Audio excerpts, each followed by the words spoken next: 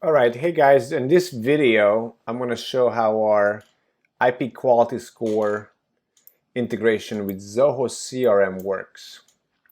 So here's a new lead that is assigned to me. It's my email actually.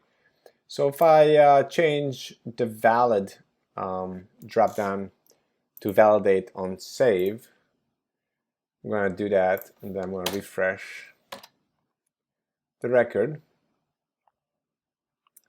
And the API gives me back all the information that IP quality score knows about this email address. And obviously this be very easy to assign workflow rules, Zoho campaign integrations to only send emails to email addresses that are high deliverability and so forth.